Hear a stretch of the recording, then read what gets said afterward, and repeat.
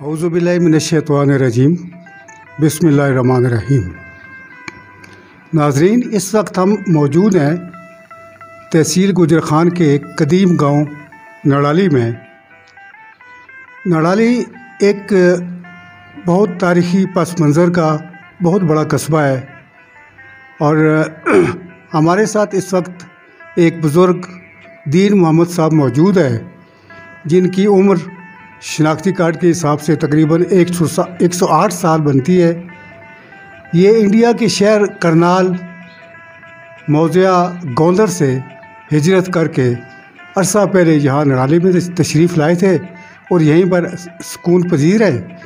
हम इनसे पूछेंगे कि आप इंडिया से आने के बाद आपको यहाँ आकर कैसा लगा, आपको यहाँ पर आके कैसा लगा जी? ठीक है। आपको यहाँ पर लुत्फ़ आया पाकिस्तान में आके? लुत्फ़ तो कोई नहीं आंदा, लुत्फ़ अपनी जगह पैदावार हो वही हो।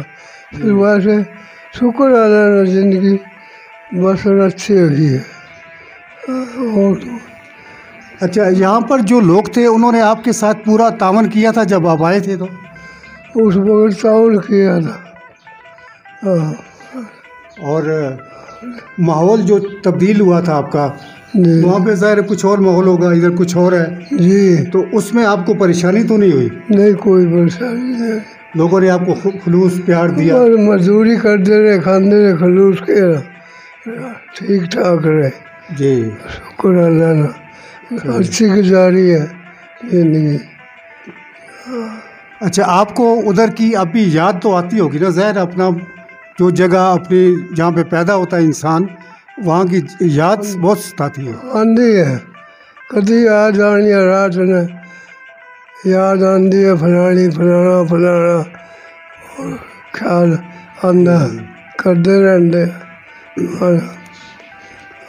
तो वहाँ पर आपके रिश्तेदार कुछ रह गए थे इंडिया में, उनसे रब्ता है? कोई भी रास्ता नहीं। अच्छा, कोई रास्ता नहीं। हाँ। चले जी, अल्लाह ताला आपको सेहत और ज़िंदगी दे। माशाल्लाह आप ही हमारा मान है, आप ही हमारी पहचान है और हमें तो खुशी है कि आप माशाल्लाह इस काबिल हैं कि आप जो है वो पुरानी यादें भी ताज़ा कर रहे हैं। तो सब याद कर जाएंगे, यह बननी थी, यह फलानी चीज़ थी, फलानी चीज़ थी, ये रास्ता था, ये रास्ता इधर जाना था, इधर जाना, ये फलाना ग्रां था, फलाना ग्रां था, वो सारी यादगी है। तो बाबा जी, मजदूरी इससे ग्रांची करने से या अग्गे पीछे किसे है? अग्गे पीछे इलाके से कर रहे, इलाके से करने, सारे इलाके से। जिससे कोई बुलाया मजदूरी में, दरखत कटाया किसी ने, बालन चलवाया, वो बुलावा थे, चले जावे थे, दो दो तीन तीन कोस तक धंधे रहे। चले जी, खुश रहो। अच्छा बाबा जी, जिस वक्त तुसा इत्थे आए हो नड़ाली, तो इतने लोगों जिस तरह तुसा दसिया है बड़ा प्यार दिता, खलूस नाल पेश आए, तो पिछले हूँ तुसा की जेड़े दोस्त छोड़ के आए हो इंडिया च करनाल च, वो याद तशने हो सन ना? बस जी, कोई भूल गए, कोई याद रह गया, कोई भूल भी गए हैं। अब क्यों यादगिरी को नहीं रही है, ये भी यहाँ की यादगिरी भी भूल गए बहुत सारी आ गए। तो कारोबार में अपने लगे रहे, कुछ उसको भूल गए, कुछ वो दिलू कमजोरी होगी इसको भूल गए। इस वास्ते जरा अच्छी गुजरी जी, आए जी भी अच्छी गुजरी है, कोई बात नहीं। आप अपनी किस्मत है, पाकिस्तान बढ़ना था, गुजरने से, वहाँ मरने से, रास्ते में मरने से। सिंगड़ा बसा के बच्चे जिस चले मार मार कर नहीं, फिर नहीं होने सक गए सामने सीख न दसने होने से काप लेना जी, जो चाह का कुछ सारे निशान लिखे ईश्वरी। उसले तुसानी उम्र कितनी हो सी चले थे आए हो नड़ाली थे? मैं उस वक्त 35 साल का تھا. ماشاء اللہ جوانی دے عالم ہے. جی جی بہت جوان تھا. چلو کوئی ایسا واقعہ سناؤ نا جڑا اتوں جلے رخصت ہوئے ہو اپنے دوستاں یاراں کی رشتہ داراں کی چھوڑ کے پھر اتنے آئے ہو، کوئی ایسا واقعہ جڑا سارے شیئر کرو. کوئی نہیں سنا، واقعی کوئی نہیں ہوئی. ویسے بھاگ دوڑ میں لگ کے لکڑو کاٹ دے. وہ گورکھے تھے، چھوٹے چھوٹے کداڑے تھے، وہ تھے، وہ کاٹنے لے گئے، باہر نکلتے گئے کاٹنے. کوئی ملنے چلنے کسی نے. پھر یہ اٹھے نے ہندو سے راجپوت رنگ ڈاکڑے تھے، اسے مسلمان بھی رنگڑ تھے. جی وہ اب اپنی گاڑیوں میں کرنال کمپ میں چھوڑ کے گئے.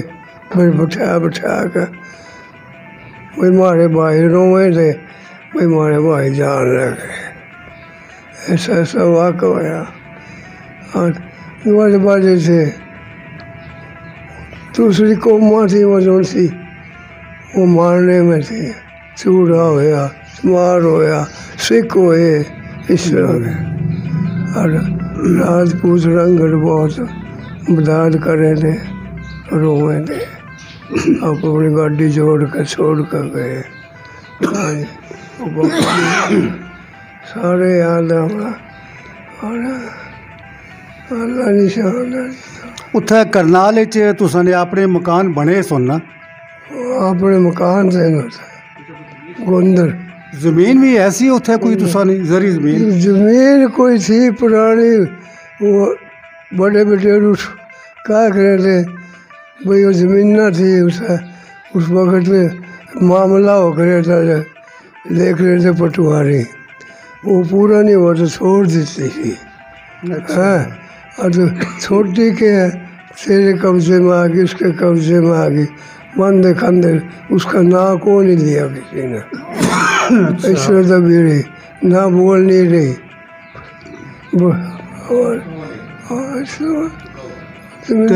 اتنے جس وقت آئے سو تو گورنمنٹ تساں نے کوئی مکان یا کوئی زمین لاٹ کری تھے.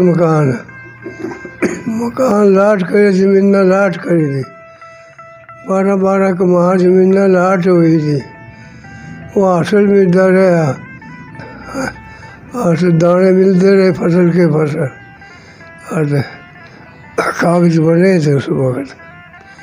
اور اندر رہے. پھر یہ اس وقت یہ آئے پتہ نہیں 8-7 سال کے بعد کشمیری مہاجر.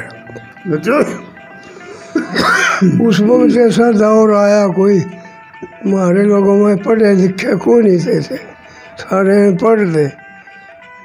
بندے بہو آئے تھے گھر.